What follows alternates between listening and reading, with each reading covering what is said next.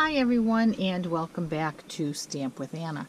Today on Technique Tuesday we're going to do some masking, and this is the card we're going to be making.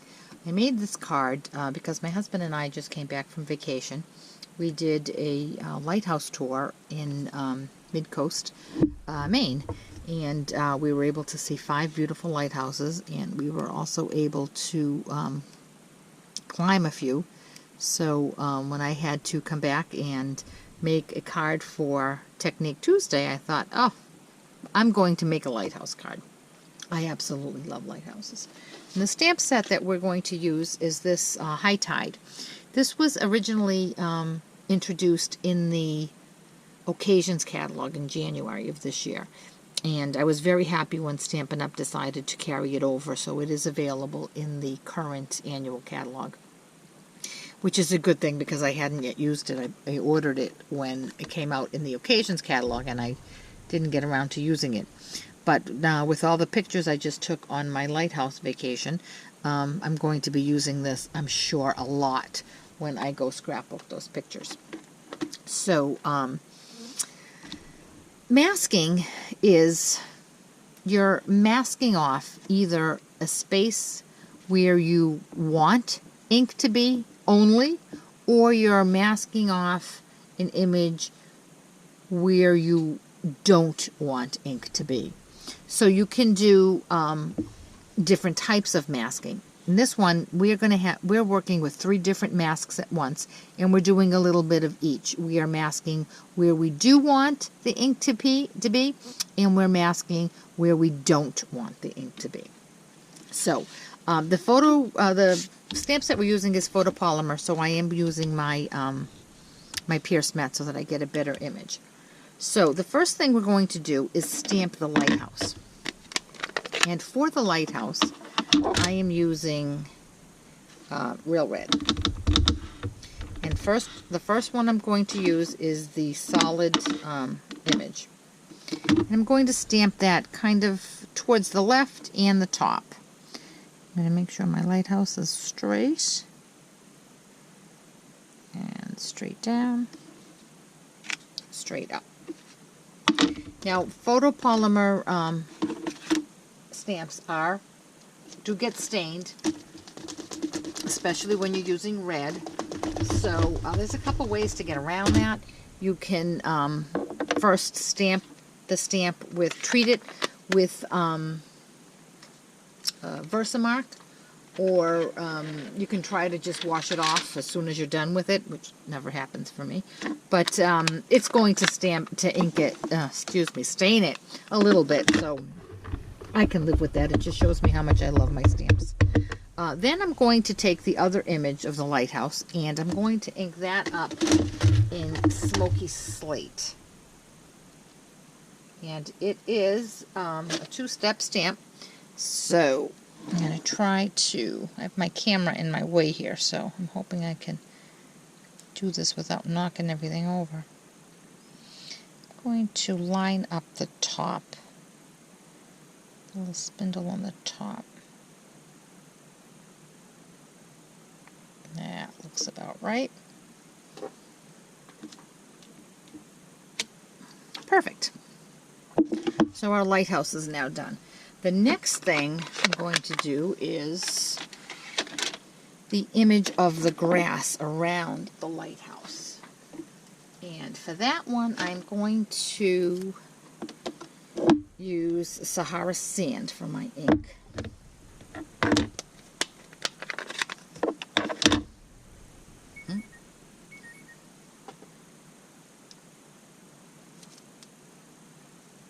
And this image has a little cutout where the lighthouse fits in the sand, so that's easy to line up. And I'm going to be stamping off my paper, so I want to protect my stamp mat, my Pierce mat. So I'm going to fit my lighthouse right in there and stamp. And there's my sand. And the next thing I'm going to stamp is the blades of grass.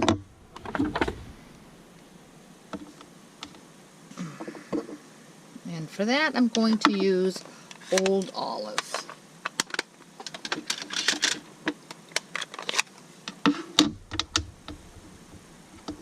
And I'm only going to do 2 because less is more for my card. There's 1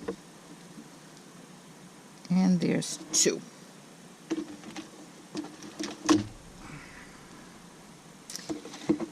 Now that's all the stamping we're doing. The next thing we're going to do is our masking. So we have to set up our masks, and it's very important when you're putting a mask on your project that you do adhere it with repositionable tape. If you use snail or any other permanent tape, when you go peel your mask off, you run the risk of ruining your project. So with a little bit of repositionable tape, I'm going to apply the mask. I stamped this, the second image on the stamp of the lighthouse, and then I just fussy cut around it. I only did 1/2 of it because it's all that I needed. Okay, so I'm going to line that up, and now I'm masking off the piece. I'm masking off where I do not want ink to be. The next thing I'm going to mask off is where I do want ink to be. So I took this piece of paper, and with my 2.5 inch circle punch, I punched out a circle. And I had to make sure that I kept enough room on either side so that I could put my repositionable adhesive. Now I'm going to put this where I want that to be, right here. Here's our second mask. So this mask is masking off where we don't want ink to be, and this mask is masking off where we do want ink to be. So now we have one more mask, and that's just a straight piece of paper.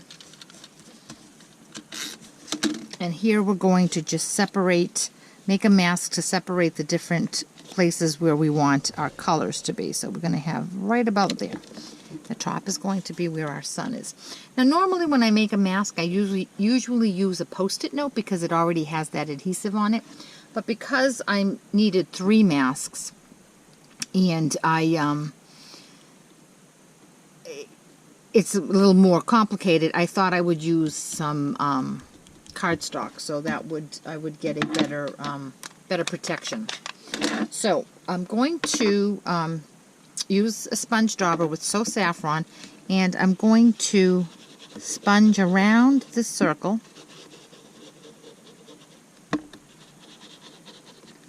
Get the edges first.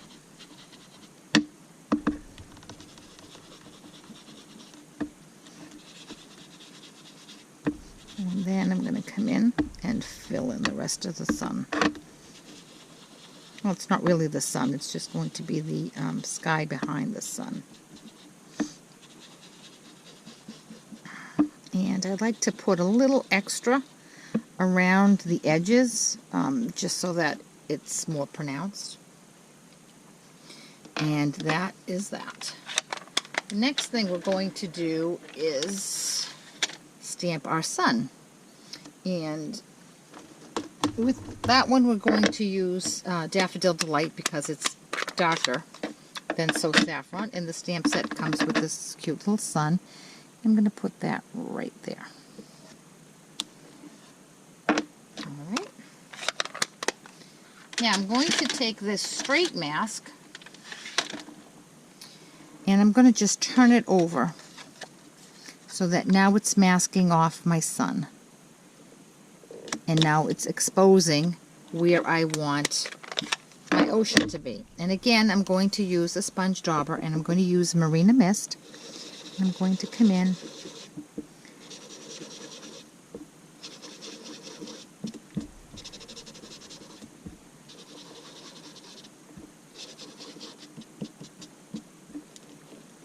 making sure I have a good line there, good coverage. I'm going to take that off, and again with Marina Mist, I'm going to come in with the image of the rippling water. And Mount that on my block. Ink that up with Marina Mist. Now this is Marina Mist as well, but the ripples will be darker because it's Marina Mist on Marina Mist. The second layer is always a little darker, and also because this was just sponged, so it's a little lighter. So I'm going to just come in with that.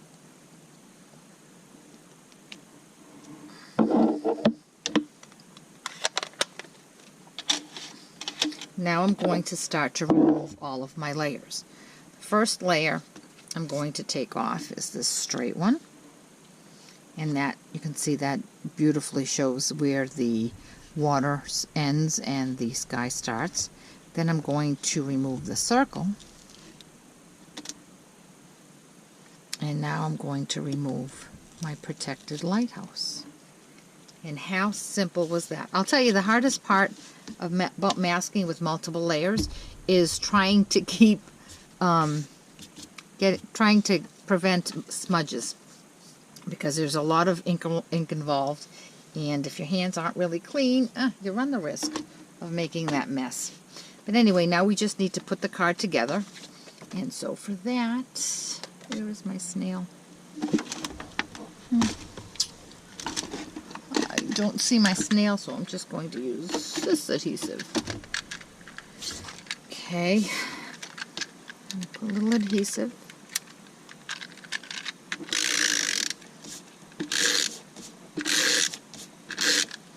And this is a very small border.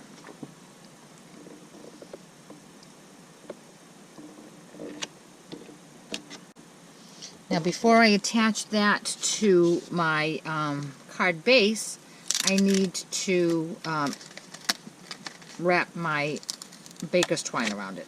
I'm just going to reposition that. I didn't like the border on the top and the bottom weren't quite even. Better. Okay, so now I have my baker's twine, and I didn't have Marina Mist, but I did have Island Indigo, and it was close enough. So I'm going to wrap this around 3 times. 1, 2, 3. And bring in my ribbon shears.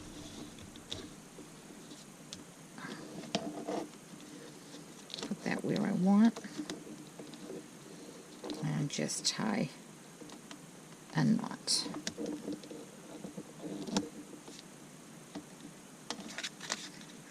Fluff this out a little bit.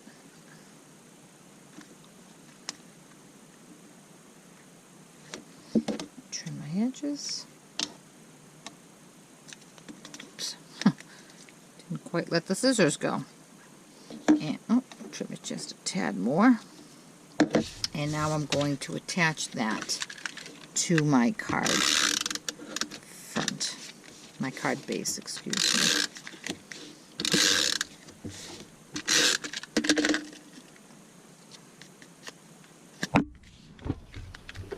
And there's a nice fatter border on that. And there we go. That wasn't too complicated, was it? It sounded complicated, but it really wasn't. Once you just think, what is it you're trying to do? Do you want to prevent ink from being somewhere, or do you want to make sure that ink is only somewhere? So you're keeping it off or you're keeping it in. So this is, we did a little bit of both on this one. I want to show you some other cards that I made using masking techniques. I made them a while ago. This is a very simple one. How I did this one was I, on this piece of paper here, I just punched out my circle, and then I took the negative of the circle. So let's say this was the white piece. I took the positive of the circle, and put that right here and sponged all around it, so that when I lifted the circle part off, I still had a moon. Then this one, I have a video out there on this one. This is the Beautiful You stamp set. To make this one, I stamped the image of the woman on this card base. Then I stamped her image on a Post-it note and covered her, just like we did with the Lighthouse today, and then just sponged around that. Then I have this one here, where much like the other one, I cut this strip of paper, cut out, excuse me, I cut out a circle, and the first thing I did was I used the circle to cover where I didn't want it to be stamped, inked, and I inked up the orange. And then I took this part, and once I removed this piece here, I put this down, protecting the orange, and colored in the yellow. Then there's this last one here. I used squares. I made a square template, and to protect the white, and then I sponged sand, ocean, and sky. Just sponged back and forth. Then once I removed my protective piece, I went in and stamped the rest of that. I really like this card. And these three here were made with the now retired Wetlands stamp set. I just love this one. But for today, here we go. We used the High Tide, and I just love this. I hope you'll give it a try. Masking really is nothing to be scared of, although it does appear to be a little intimidating. But if you have any questions at all about how I made this project or any of the products I used in this project, please contact me through my blog, www.stampwithanna.blogspot.com. Thanks so much. Bye-bye.